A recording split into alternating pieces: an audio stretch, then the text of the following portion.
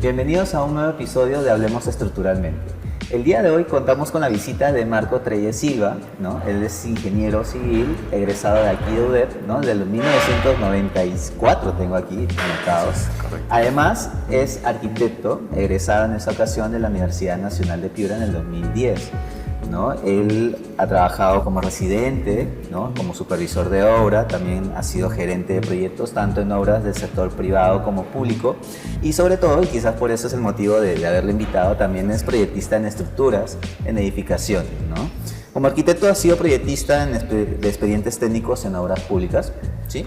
Y actualmente trabaja como supervisor en la gerencia de infraestructura de UDEP, ¿no? Y además es colaborador docente en el programa de arquitectura. ¿Cómo estás, Marco? Bien, tranquilo. Gracias por la invitación a este diálogo contigo, ¿no? Que siempre ya hemos tenido unas experiencias previas de esto y nada, que esto se haya podido concretar, parece bacán. Claro, o sea, como tú lo has dicho, ya hemos conversado un poco antes en otros momentos y creo que haberte invitado va a sumar mucho a este pequeño proyecto del podcast, ¿no? Mira, yo sé que tú tienes doble título, ¿no? Ingeniero y arquitecto, ¿no? Conoces de los dos mundos, creo yo, ¿no? Y eso te hace muy valioso como profesional. Pero ¿cómo es tu labor como ingeniero, como arquitecto, ¿no? ¿Qué diferencia hay entre ambos mundos, ¿no? ¿Qué puedes decirnos? La labor entre ambos, yo como ingeniero civil me he dedicado siempre al rubro de lo que es edificaciones, ¿no? Ese es mi nicho, por decirlo así, el sector en el que yo me desempeño, edificaciones, ¿no? Sabes que la ingeniería civil tiene muchas ramas y aplicaciones, ¿no? Pero lo mío es edificaciones, ¿no? Siempre ligado a las edificaciones, ¿no? Yo siempre tengo, y para mí estar en los dos mundos de la arquitectura y la ingeniería es bacán, ¿no? Por ejemplo, la vez pasada te conversaba, ¿no? Cuando un arquitecto me llama a mí es porque quiere cosas de ingeniería, ¿no? Y si un ingeniero me llama a mí es porque quiere cosas de arquitectura, ¿no? Siempre es así de curioso, ¿no? Sí. Entonces, y nada, ¿no? El diálogo para mí es mucho más fácil estando entre ambas, ¿no? Eso también me permite, digamos, cuando ejerzo la docencia, me permite también tener esa visión y sé qué darle a los alumnos, ¿no? Porque tú sabes que también la formación de un arquitecto e ingeniero son muy distintas, ¿no? Sí. Entonces, esa dualidad me permite a mí, por ejemplo, poder entender a los alumnos de arquitectura, ¿no? Porque para ellos el tema estructural siempre termina siendo complejo, ¿no? Bastante. Entonces, eso me permite, ¿no? Creo yo, ¿no? Tener cierta llegada, ¿no? Poder utilizar incluso el lenguaje adecuado, ¿no? Para ellos, porque... Y bacán, o sea, creo que claro, yo entiendo que como ingeniero yo puedo decir que es muy técnico lo mío o lo nuestro y el arquitecto es muy artístico, ¿no? Es como que, y creo que es medio chiste, medio verdad, pero luego hay conflictos entre ingenieros y arquitectos, ¿no? Que quita la columna, que pone la columna, que esto, que lo otro, ¿no? ¿Hay conflictos en verdad? ¿Tú qué crees? Sí, en realidad los conflictos se dan justamente por estas formaciones que son un poco distintas, ¿no? El ingeniero ve las cosas, ve el edificio de una manera y el arquitecto lo ve de otra manera, ¿no? Entonces, y esas visiones un poco distintas son las que hacen a veces que se entre en conflicto, ¿no? Entonces, sobre todo en la parte estructural, en esta zona de nuestro continente, ¿no? Porque en nuestro país y como en muchos países de Latinoamérica somos una zona sísmica, ¿no? Claro. Entonces los edificios tienen como que ese plus adicional que tienen que tener en estructuras para poder resistir un sismo, ¿no? Lo que no pasa, por ejemplo, en Europa, ¿no? En donde mira, ¿sabes qué? Ya los edificios con que resisten la carga de gravedad, o sea, ya es suficiente. Sí. Entonces, ese plus adicional que tiene el hecho de que seamos una zona sísmica hace que las estructuras tengan ciertas particularidades, ¿no? Y que los ingenieros sean muy cuidadosos en eso. Y claro, los arquitectos son todo lo contrario, ¿no? Entonces, claro, eso es lo que realmente genera el conflicto en tratar de compatibilizar, ¿no?, el tema estructural con la parte funcional y formal del proyecto, ¿no? O sea, el arquitecto normalmente quiere que la parte estética no se ve alterada, ¿no? Y a veces cuando tú incorporas la parte estructural se genera el conflicto. Pero ¿te inclinas tú por ingeniería o por arquitectura? ¿Cómo te gustaría que te llamen? ¿Arquitecto Marco o ingeniero Marco? Mira, me lo hicieron esta pregunta también hace mucho tiempo y yo la verdad, aunque todos mis amigos ingenieros me van a odiar seguro por decir esto, pero creo que más cómodo me siento siendo arquitecto. O sea, me siento más cómodo, o sea, siento que, no sé, me siento más cómodo. No te digo que la ingeniería no me guste, me encanta también la ingeniería. Cuando me toca ser ingeniero, igual lo hago bien, igual lo hago, pero sí. Desde el punto más cómodo me siento en la arquitectura. Tú egresabas de ingeniería civil en 1994 y te ibas al mundo laboral, ¿no? ¿Qué te enfrentaste? ¿Cómo fue esa transición, no? Sí, mira, sí, definitivamente los contextos cambian, siempre cambian, ¿no? A mí me tocó egresar en esa época. Me acuerdo que se estaban ejecutando muchas obras acá en la región Piura, ¿no? Me acuerdo que cuando yo salí al año siguiente, por ejemplo, se ejecutó el cuarto puente aquí en Piura, ¿no? Más, de hecho, yo cuando salí me fui a trabajar a la construcción del penal de Río Seco, que también se estaba ejecutando, entonces estuve trabajando, eso fue la primera experiencia y realmente habían esas circunstancias y siempre uno, por lo menos en mi caso, cuando egresé a la universidad, quería aplicar todo lo que había aprendido, ¿no? Todo ese conocimiento que he adquirido en la universidad, tenía esas ganas de verlo, cómo confrontarlo con un hecho, ya con una ejecución. Tenía mucha ilusión de irme a trabajar, de verdad. Y es el término correcto, o sea, tenía mucha ilusión de ir a trabajar. Quería, oye, ¿cómo es esto? No quiero aprenderlo. Y eso es un sentimiento muy común en los alumnos, ¿sabes? También sé alumnos que están egresando y sienten esa emoción de ya trabajar, ya aplicar lo que ha aprendido, ¿no? Así es, entonces, y claro, cuando llegas a la obra, en este caso, que comencé ese proyecto, me acuerdo con dos compañeros de aquí de UDEP también, y nada, pues queríamos, o sea, devorarlo todo, queríamos aprender de todo, ¿no? Y fue una experiencia muy bonita, o sea, a nivel de ingeniería nos marcó bastante, ¿no? Y ojo que en esa época, pues, no teníamos AutoCAD, ¿no? Claro, hablamos de 30 años atrás. Claro, sí, ¿no? El 94 son ya 30 años atrás, ¿no? Entonces, era eso, entonces había, pero era lo que había en esa época y obviamente trabajaba con lo que había. Trabajaba con lo que había y estaba bien, ¿no? En esa época, ¿no? Ahora uno lo mira en retrospectiva y puede decir, oye, mira, yo me trabajaba con escalímetro, ¿no? Con mi plano. ¿Cuánto te demoraba en ese periodo? ¿Dibujarlo? Dibujarlo, sin AutoCAD. Un día completo, porque primero se dibujaba a lápiz y después se calcaba. Pero dibujar lápiz, luego el estilógrafo, ¿será? Estilógrafo, sí. Y se rotulaba con este aparatito que le llamaban el cangrejo. No sé si lo has llegado a conocer. No. Yo creo que ya no. No, no de mi época.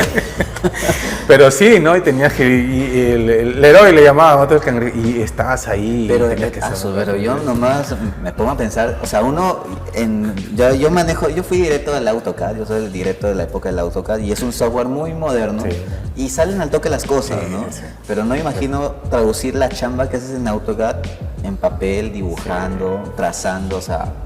Yo también hay que darle bastante crédito, yo creo, a la tecnología, como ha ido avanzando. De hecho, es una herramienta muy potente. Pero dentro de todo, o sea, lograste, me comentabas lo del penal, ¿no? Sí. Y quizás otras obras más, pero, o sea, igual tuvo que haber alguna anécdota, quizás algún errorcillo por ahí, siempre hay algo que uno recuerda hasta con un poco de cariño, ¿no? Porque son tus inicios, pues, ¿no? Sí, bueno, anécdotas realmente hay muchas, hay algunas incluso, no sé si ya la debo contar, ¿no? Pero me acuerdo una vez ahí en Río Seco, cuando estábamos en la cuestión del penal, estábamos en el trazado, ¿no? Pues era grande, ¿no? Y yo estaba en oficina técnica, entonces tenía que ver el tema de los metrados y todo, ¿no? Entonces vamos a metrar, a ver tal pabellón, ¿no? Fuimos y yo salía con mi plano, pues, ¿no? En esa época, ¿no? Entonces salía con mi plano a verificar, ¿no? Los avances. Y había una columna donde no debería haber una columna, por ejemplo, ¿no? Pero ya construida. Ya construida. Estaba a primer nivel, ¿no? Y esta columna, Y lo llamé al encargado, ¿no? De ese sector, ¿no? Al maestro, le digo, oye, ¿y qué pasó acá? Mira, yo estaba mirando, estoy llamando al topógrafo, y la columna estaba ahí, ¿no? ¿Sabes qué? Hay que sacarla porque no va ahí simplemente. Entonces, Ya. y tienen que hacerlo hoy día, ¿no? Mañana yo vengo y ya no tiene que estar esa columna porque si no nos vamos a complicar, ¿no? Entonces, era una columna, o sea, realmente no era de la parte de la edificación, era un poco de la parte exterior, ¿no? Era una especie como una pérgola, ¿no? O sea, no implicaba nada No estructural. implicaba ningún tema estructural, Okay. ¿no? O sea, es más, de hecho, por eso se había pasado, porque era un poco exterior, o sea, no era parte, digamos, de la estructura principal de un edificio que lo que hay ahí, ¿no? Era un exterior, era una corredor. Y se corrigió, pues, ¿no? Se corrigió todo. O sea, en realidad no debería ir ahí. No es que estaba mal hecha, sino que no sé por qué salió ahí. Era un poco anecdótico, ¿no? O sea, porque aclarando, ¿no? No es que esté mal hecha nada, sino que simplemente no debería estar No debería estar ahí, ¿no? Bueno, pero al fin de cuentas... Ese tipo de anécdotas pasan todas, ¿no? Después también otra que yo cuando llegué a Río Seco, lo primero que nos hicieron fue metrar todo el proyecto. Todo el proyecto, todo el penal. Todo el penal, todos los pabellones, todo lo que había hacer. Y claro, mientras era, pues, ese poco te decían, era, ya voy a tocar. Tienes que coger tu escalímetro, tu planito, tu tablero de dibujo, ibas y medías y tu calculadorita y haciendo todo eso. Excel tampoco, o sea, Excel sí. No, en esa época no había Excel, teníamos una hoja de cálculo ahí en el penal que era el Lotus, el 1, 2, 3, que ya no eran cosas pues ya de antaños, eran... Mira, yo lo digo porque tú me hablas de metraje, bueno, yo voy al AutoCAD, cojo la herramienta área y ya me dan el valor del área de metro cuadrado y tú tienes que... No, es mucho trabajo, ¿no? Sí, pero admirable, ¿no? Sí. Admirable. Y fíjate que, claro, como... digámoslo así, egresado te mandan a metrar todo el edificio, ¿no? Sí, mira, y de verdad que siempre cuando tú sales a trabajar recién, lo primero creo que te hacen hacer es hacer metrados. Sí, también a mí me ha pasado. ¿No? Ya hay que metrar esto, ¿no? Si estás en la parte de estructuras, haz metrado de cargas. Si estás en la parte de presupuestos, ya metrados para materiales, ¿no? Para armar el presupuesto, ¿no? Son un poco distintos, sí, ¿no? Y siempre hacemos eso. Pero mira, ¿sabes qué? Yo me acuerdo, conocí ya a una arquitecta, ya después ya trabajando como arquitecto. Me decía, mira, pero la persona que mete el proyecto es la que más conoce el proyecto, porque se revisa todos los planos, detalle por detalle, claro. Y aunque sin proponérselo empieza a hacer todo, ¿no? Y se termina aprendiendo todo el proyecto, ¿no? Justo yo tengo alumnos pues que me dicen que ya van a egresar y tienen ese pequeño temor o sea, sienten que su labor tiene que ser perfecta. Y yo creo que esto de las anécdotas, todas las equivocaciones, yo lo pongo sobre la mesa porque el mensaje que quiero dar es que, bueno, van a pasar cosas igual, ¿no? La cosa es cómo superar esa dificultad, ¿no? Yo creo que en una empresa tú tienes mucho valor si es que tú logras superar un error y lo confrontas de alguna manera, ¿no? Sí, en realidad sí, errores uno va a cometer. Errores vas a cometerlos, ¿no? Pero en realidad va a depender mucho realmente en el entorno en donde estés trabajando. Yo tuve la suerte de que cuando me tocó equivocarme, tuve un ingeniero que me respaldó y me apoyó muchísimo. O sea, yo estaba recontra nervioso, incluso pensaba renunciar, o sea, retirarme de la obra, ¿no? Porque me sentía mal, me sentía que no debería estar ahí. Entonces, cuando ya tuve que decir, porque el error pues te agobia y no puedes taparlo, claro. ¿No? Porque, y hasta que ya, pues, como se dice, reventó y cuando pasó yo pues temía lo peor, dije ahorita mi jefe pues me va a castigar, en fin, yo me imaginaba lo peor, ¿no? Pero no, me quedé sorprendido porque me apoyó, me apoyó y más bien me dijo, mira Marco, no hay que pensar por qué te equivocaste, ¿sabes qué? Y eso me gustó mucho y lo aprendí y hasta ahora lo tengo. Hay que pensar en la solución. ¿Ya? Olvídate del error, ya está hecho, vamos a pensar ahora en la suposición. A ver, ven, siéntate acá, ¿qué propones? Me dijo. Y la verdad que sentí una confianza, que eso me sirvió mucho. O sea, esa confianza, ¿no? de tener, o sea, eso es, yo creo que es muy valioso y Y yo me gustaría que todos pudieran tener esa misma oportunidad que tuve yo, ¿no? O sea, de repente en otro contexto, en otro ambiente puede haber sido distinto, ¿no? Pero este jefe que yo tuve sí me apoyó muchísimo y la verdad que creo que marcó también para mí algo. Y yo siempre lo digo a los chicos cuando son jóvenes, llegan a la oficina, en los proyectos, les digo, se van a equivocar, ¿no? No tengan miedo, comuníquenlo, obviamente. Si te equivocas, la idea también incluso es corregir, ¿no? O sea, claro. lo peligroso es, pues, ¿no? Equivocarte y volverte a equivocar, o sea, no, hay pues algo ahí y bueno, los jefes son los que entran a tallar. Claro. Pero sí, te vas a equivocar y trata de que, sí, y trazas así, a veces algo se te va a escapar, pero tratar de que sea algo, y es siempre solucionable, ¿eh? De verdad, yo, de mi experiencia también sé de que se cometen errores en diferentes fases del proyecto, pero se solucionan. Y siempre creo yo que si alguien enfrenta un tema con responsabilidad, creo que siempre va a ir por el buen camino.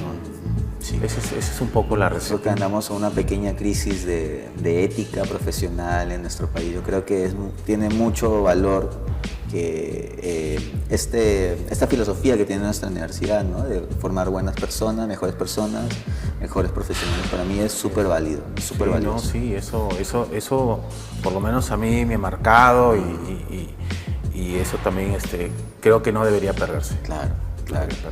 Bueno, Marco, para ir terminando, no sé si quieras dar algún consejo, alguna recomendación general a nuestro público que nos ve. Sí, nada, ¿no? Decirle que un consejo que siempre le doy yo a los chicos que trabajan así, que llegan así jóvenes a los proyectos a veces a trabajar, es eso, ¿no? Hacer las cosas con responsabilidad y sobre todo que ir aprendiendo a tomar decisiones. Es muy importante que un profesional sepa tomar decisiones, ¿no? Y tener la valentía de ir tomando decisiones en la vida, o sea, en la vida y en los proyectos. Es muy importante, pero ¿cómo se aprende a tomar decisiones? Primeramente, cuando sales de la universidad no tienes experiencia, pero tienes el conocimiento, exacto, que es muy valioso. Exacto. Y ese conocimiento te da la confianza para empezar a tomar las primeras decisiones en tu trabajo y en tu vida profesional. Obviamente cuando vayas acumulando la experiencia, ¿no? Eso te va a dar obviamente más know-how, te va a dar más background en todo esto y tu experiencia aumentando y el nivel de decisiones también vas a tener. Claro. Es muy importante aprender a tomar las decisiones. Yo eso se lo digo incluso hasta a mis alumnos de arquitectura, les digo, ¿no? Tienen que tomar decisiones y tomar decisiones a veces rápidas, ¿no? Y eso es lo que yo les diría, ¿no? Que se aprendan a tomar la decisión y que no se desesperen, ¿no? Que las cosas siempre se van a dar. Genial, Marco. Tu visita ha sido muy valiosa para el podcast, para el público que nos ve. Y nada, nos estamos viendo en un próximo episodio para seguir hablando de cosas de estructuras, quizás seguir hablando sobre la vida profesional, en fin. Muchas gracias, Marco. Gracias a ti, Luis, por esta conversación. Ha sido muy amena, la he pasado bien. Listo. Muchas gracias.